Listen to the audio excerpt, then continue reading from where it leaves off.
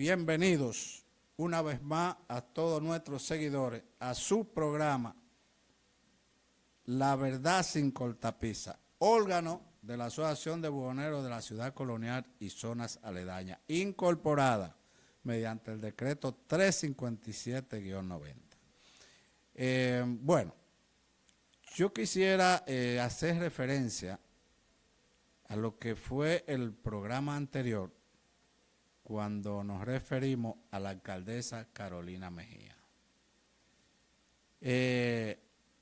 La alcaldesa Carolina Mejía fue capaz de decirnos a nosotros frente a ella en una reunión a la que nos convocó, no sabemos con qué fines porque no nos dejó hablar. Y en cambio, cuando nosotros quisimos hablar, lo que nos dijo fue que ella no conocía derecho adquirido. O sea que 30 y tantos años que nosotros tenemos en la ciudad colonial haciendo vida, colaborando muy significativamente con el adesentamiento de ciudad colonial, pues hoy a ella no le importa, ni respeta, ni mucho menos. Eso sirve de nada para respetar el derecho que nosotros no hemos ganado en la ciudad colonial. Se hace muchas veces, se hacen, qué sé yo, insinuaciones, se hacen hincapié en insinuar que la asociación prácticamente ya no existe. Yo no sé qué se busca con esto, porque, bueno, vamos a ponerle un cortecito de lo que fue la última asamblea que nosotros realizamos hace 2 semanas. Vamos a poner un cortecito que yo creo que puede servir de... Vamos a darle a la bienvenida y a la vez la despedida a 2 compañeros que integran esta asamblea titulada Asamblea Ordinaria en honor a los países, que son el compañero Anselmo Sierra Perdomo, quien cayera producto de una golpiza y una tortura de manos del coronel Pedro Leonardo Rosario al final de esta misma plaza, llámese Paseo de la Cruz. La misma suerte recientemente le tocó al compañero Cristino Reyes, mejor conocido como Rey Balón,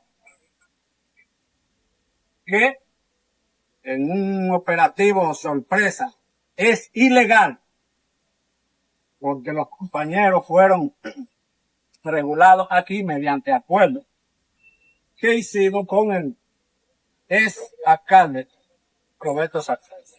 Sin embargo, en un operativo, en este caso fue ordenado por la alcaldesa Carolina Mejía y fue ejecutado por el mayor Montero Santana, quien podemos llamarle el asesino a sueldo de los verdugos, llámate del ayuntamiento, y los verdugos que están detrás de la ayuda. Sin embargo, de nada ha valido los pasos que hemos dado ante la justicia y la policía nos han ignorado. Pero queremos dejar claro ante ustedes de que no importa quienes no hayan ignorado. Lo importante es que mantengamos lo que hoy aquí se manifiesta y se debe continuar manifestando. Tal y como dice nuestro lema. La unión hace la fuerza. Repítalo de nuevo. La unión hace la fuerza. Gracias, compañeros. Señor Todopoderoso. Bien. Cada vez que, qué sé yo, echamos unas miradas hacia el horizonte, cada vez que vemos ciertas publicaciones en los periódicos, a veces nos motiva a preguntarnos, es que seguimos, todavía se nos sigue calificando de idiota. Es que todavía estamos sujetos, obligados a creer en todas las falsedades que los políticos se inventan para jodernos cada vez más. Y ellos aumentar su capital. Porque de verdad es que, lo cierto es que si hacemos un análisis de los políticos que mal no han gobernado, yo creo que tendría una muy mala calificación. Y a mí me indigna ver muchas veces cómo resaltan y prácticamente bendicen el paso por el gobierno del expresidente Hipólito Mejía. ¿Es presidente? No, presidente. Porque en estos momentos él y Abinader es que están gobernando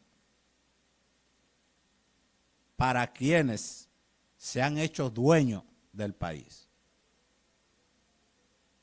Prácticamente se han convertido en títeres de ellos. Pero mi pregunta es, ¿qué se le puede halagar, qué se le puede valorar y apreciar a Hipólito Mejía en el gobierno más fracasado de la historia? Que lo único que hizo fue crear muchos delincuentes que defalcaron el país. Y de ello me voy a permitir mencionar uno, que lo es Héctor Pérez Mirambó, quien fue premiado por sus malas acciones con la administración del Tribunal de Tierra, ¿cómo se llama? El Tribunal de Tierra, señores, ese es el ministro del Tribunal de Tierra. ¿Y quién era Héctor Pérez Mirambó? Héctor Pérez Mirambó fue quien se encargó de destruir la Coordinadora Barrial para el Desarrollo de Villa Francisca, porque estábamos denunciando una maldita mafia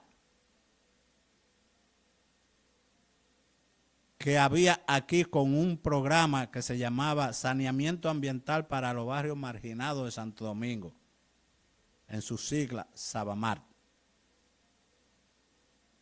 Y cuando entró el gobierno de Hipólito Mejía, ese programa sí estaba haciendo un trabajo de maravilla. Y cuando ellos llegaron, que parece que comenzaron a plantear su mafia y su malicia, quienes estaban al frente del programa no lo aceptaron. Ellos eran alemanes. Entre ellos estaba el que se encargaba de asuntos comunitarios, de nombre Harald, y con quien logramos, pues, a través de nuestro trabajo y de la demostración de voluntad,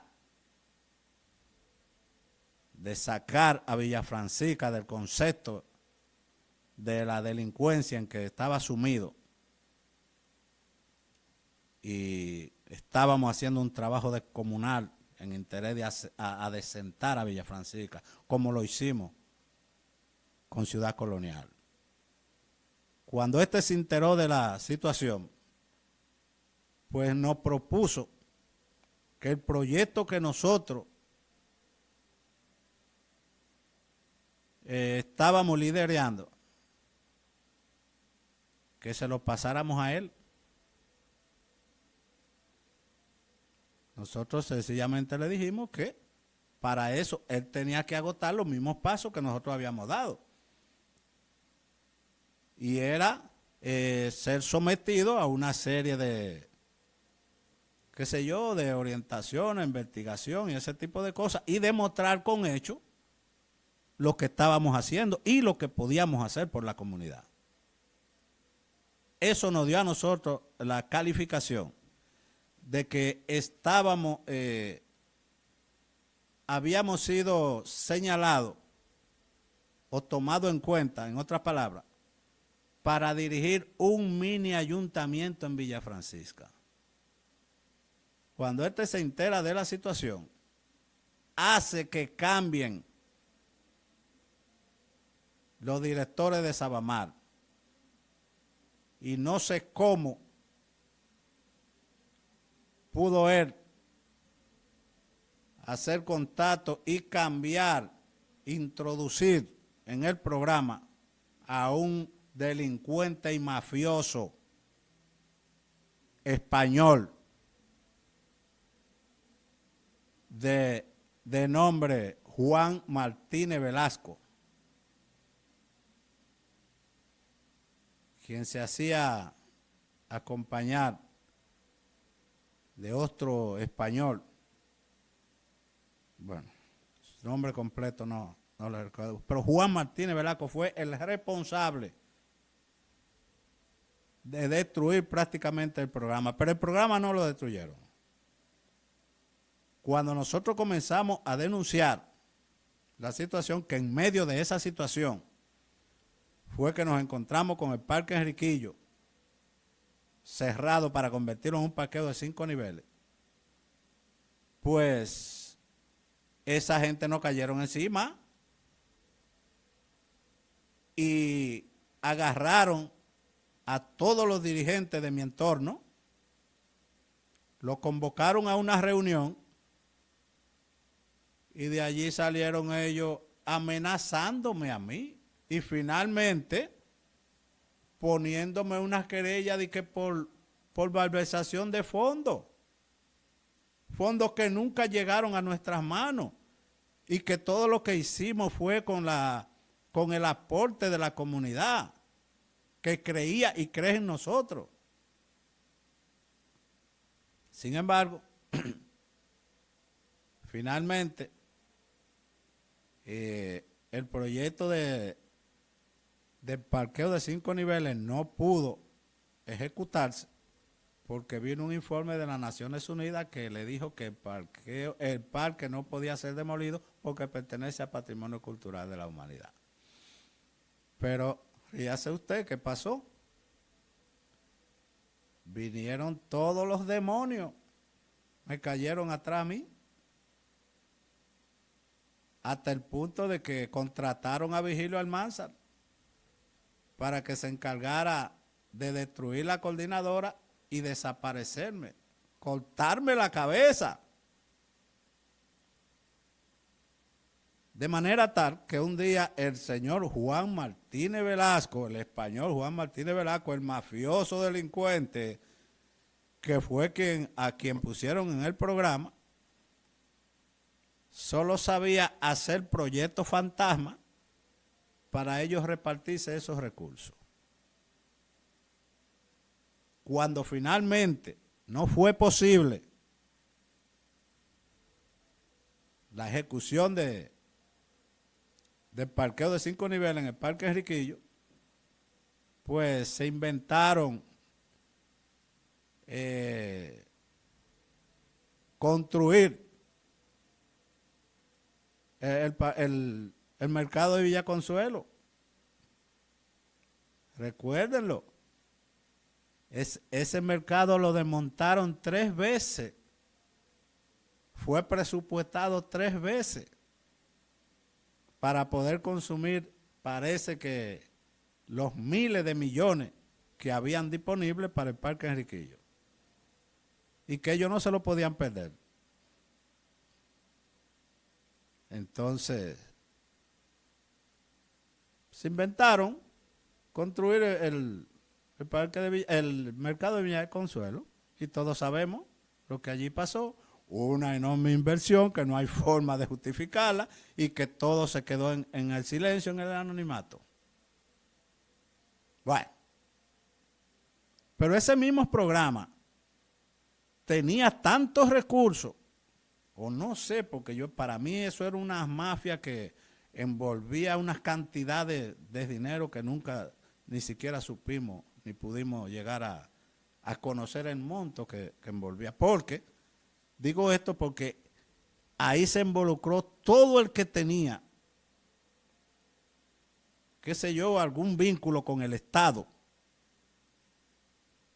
Se vinculó a ese programa o a ese proyecto, de manera tal que finalmente lo convirtieron, ahí metieron a Domingo Contreras y convirtieron el proyecto de que en proyectos especiales de la presidencia. De ahí salió este muchacho con un escándalo, uno de los allegados de Hipólito Mejía, porque ahora Hipólito Mejía se ha convertido en la sombrilla de los asesinos y delincuentes, como Vigilio Almanzar. Y ahí quedó el programa, pero toda esa gente, pues se vincularon en un plan, porque a mí había que quitarme del medio. Que lo he dicho muchas veces, estoy vivo por Dios, es la mano de Dios que me ha protegido.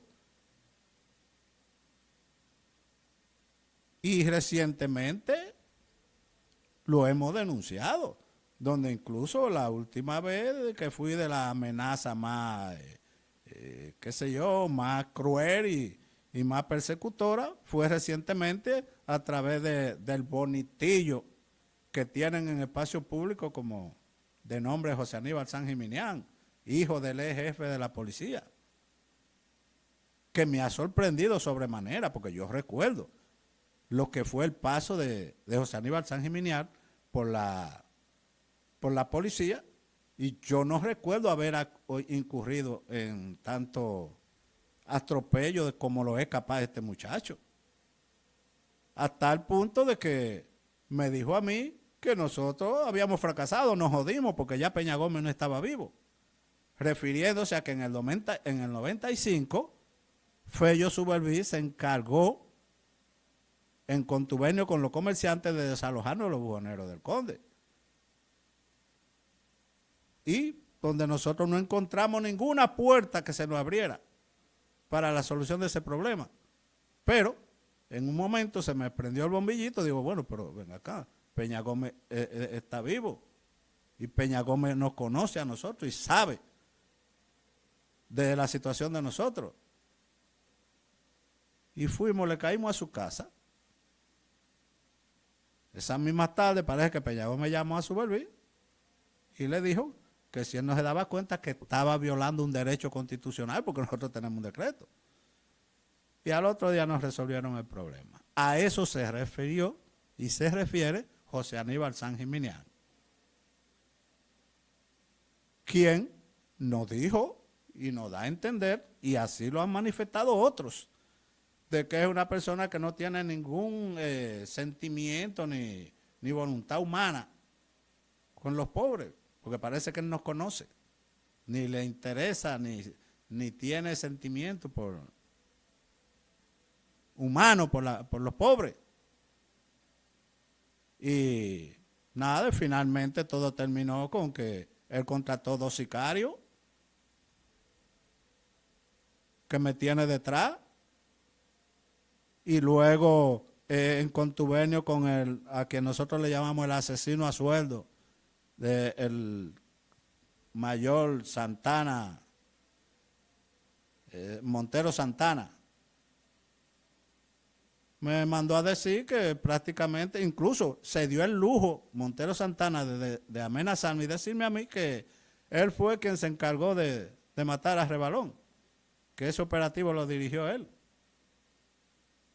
porque cuenta con el apoyo de su verdugo y entiende que nosotros no tenemos poderes para vencer y llevarlo a ellos a la justicia. Este es el país en que vivimos, esto es el país en que han convertido a República Dominicana. Wow. Pero yo quiero decirle que sí, ellos pueden, tienen toda la de ganar, porque tienen el poder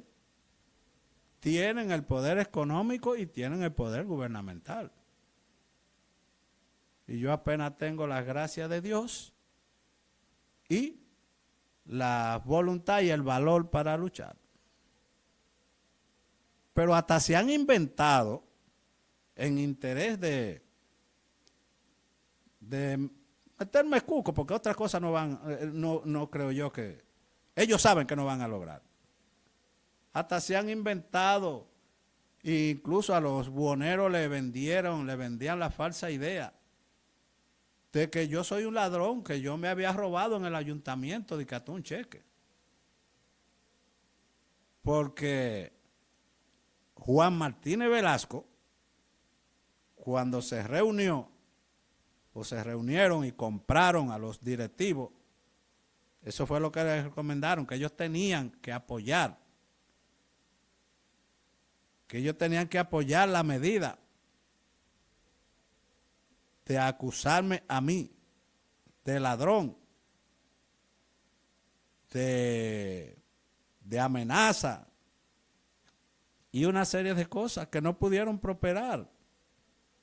Y con ese mismo pretexto me han llevado 4 veces a la justicia, pero yo tengo mis 4 dictámenes. El primer sometimiento que me hicieron, como tal, yo lo gané y le hicimos unas demandas, una contrademanda se dice. Y pregúntenme ustedes qué pasó, quién cobró.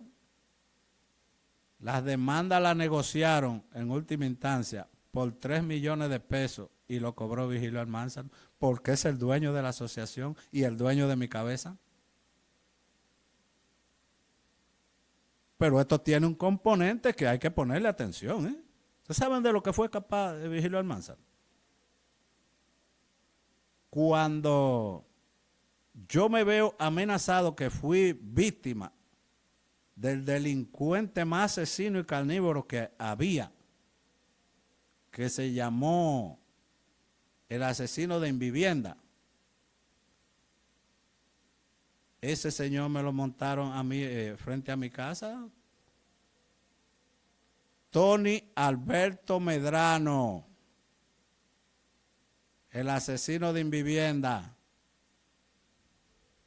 El que no los recuerda, que los busque en la historia, que yo creo que eso está en la estadística. Tony Alberto Medrano, Vigilio Almanzar, lo instaló en la entrada de mi casa, en un parquecito que hay al frente en Villa Francisca. Y cada vez que yo salía, estaba vestido de loco, con el frente para el callejón donde yo salía. Y cuando yo salía, se iba volteando, dándome seguimiento, hasta que yo un día lo desteté. Y pude darme cuenta que era a mí precisamente que me perseguía. Porque cuando fui a abordar una guagua, yo abordar la guagua, él subió detrás de mí. Y yo me di cuenta que era él. Y me devolví al lugar donde él estaba, ubicado frente a mi casa, y no estaba ahí. Pero no me sirvió de nada. Eso fue lo que provocó que yo tuviera que ausentarme buscando las garantías de la integridad física mía y de mi familia. Yo abandoné a Villa Francisca. Pero ¿de qué me sirvió? Si donde me traslado aparece un individuo que francamente nos criamos juntos y nos tratábamos como familia, pero es un discípulo de Leonel Fernández y fue el asesino, el espía que me instalaron en la cabecera de mi casa. Y allá fue esa misma persona, allá me llevó un día a las 3 de la mañana por detrás de la habitación donde yo vivo a Tony Alberto Medrano a asesinarme. Lo que pasa que como es dicho, y tengo que decir, porque no hay otra verdad, el mismo Dios cuando él entraba al callejón, una manada de perros le cayó atrás y me despertaron y solo pude alcanzarlo a ver encapuchado con la pistola en la mano. Y qué sé yo, en un momento, no sé si fue de impacto o qué, abrí la ventana y eso lo alertó y se devolvió. Óigame. Toda eso. Y sin embargo, el capital que le han sacado que ellos han tratado de obtener de esa situación diciendo que yo salí de Villa Francisca parece a disfrutar y a invertir los millones que me había robado, no sé dónde diablo ni a quién. Pero esta gente han tenido todo el apoyo de los gobiernos. Mira, Luis Abinader, no hay forma no permite que nosotros nos acerquemos a él, porque los vecinos así se lo recomiendan, porque a partir de ahí nosotros hemos hecho ingente esfuerzo por llegar a él y Juan Vicini se ha dado el lujo de no dirigirnos la palabra. Y en cambio me mandas a decir a mí, a Modesto Miliano, que a mí y mi asociación que hagamos lo que nos venga en gana, porque ellos tienen todos los millones del mundo más 20 pesos y que aquí cada quien tiene un precio. Y debo decirle con dolor de mi alma que eso lo pude comprobar con la acción o la actitud de quien era nuestro cardenal Nicolás de Jesús López Rodríguez, con quien trabajábamos, hicimos un gran trabajo que fue muy bien valorado y resaltado por ellos en beneficio del asentamiento de Ciudad Colonial.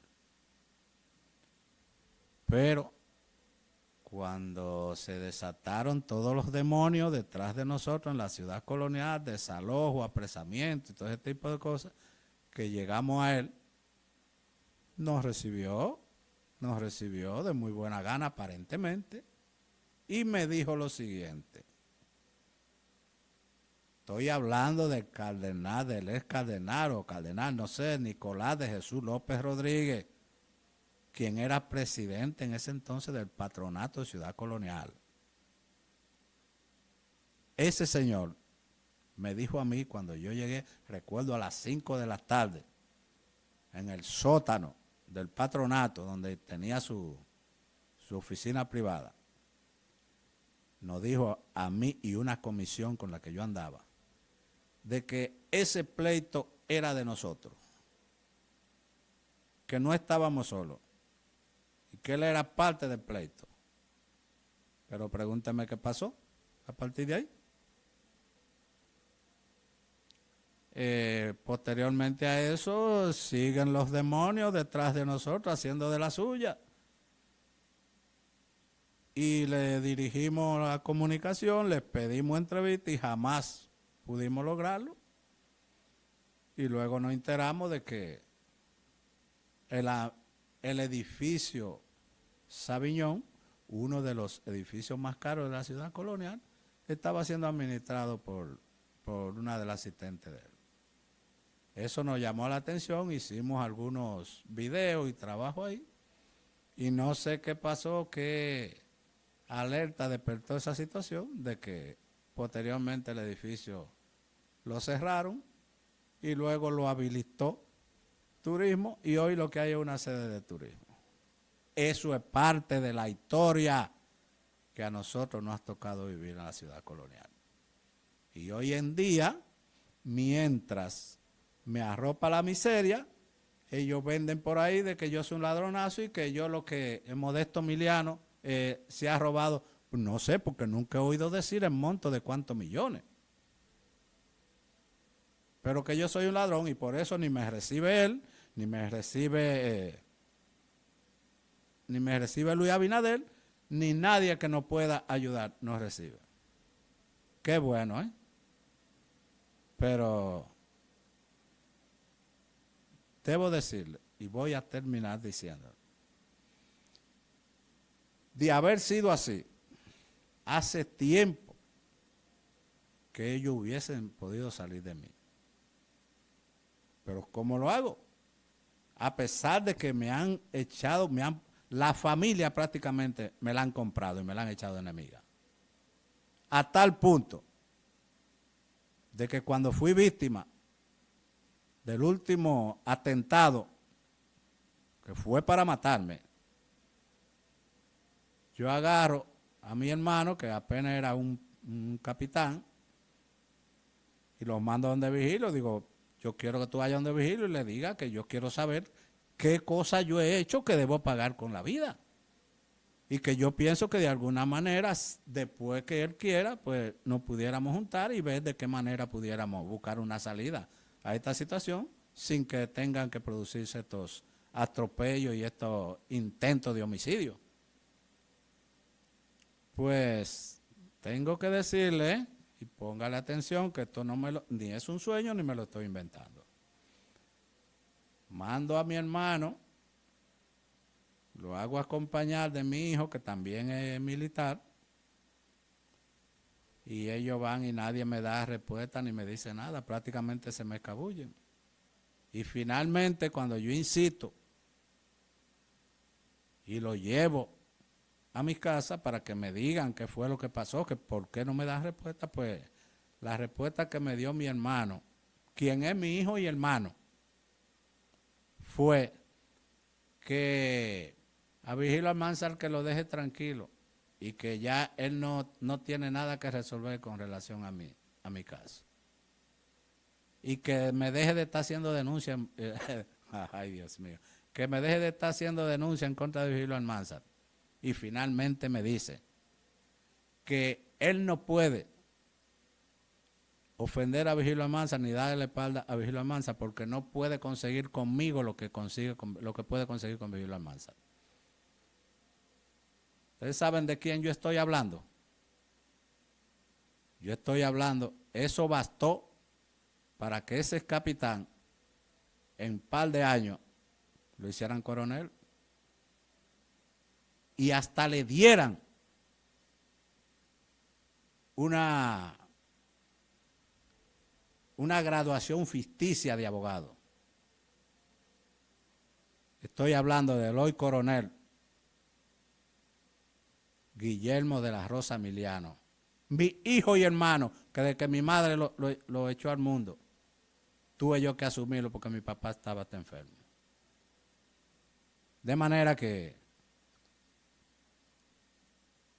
quiero concluir con esto y quiero reiterar mi posición responsable, real, de lo que estoy diciendo. A mí me han alejado todos los compañeros que han querido compartir cabina conmigo en este programa, amenazándolos de que ellos lo que van a hacer es que van a caer presos conmigo o que pudieran, qué sé yo, ser víctimas de cualquier desgracia o atentado. Yo he obedecido a esas amenazas, permitiéndole a ellos alejarse. Porque yo estoy dispuesto a jugármela. Porque es defender mi honor. Que nadie tiene precio ni condiciones para destruirme a mí moralmente. Ellos sí tienen un factor muy poderoso que se llama el dinero, pero yo tengo la verdad. Y ante Dios y la tierra, con ella me voy a defender y voy a triunfar. No importa cuál sea el final. No importa el precio que pague. Muchas gracias.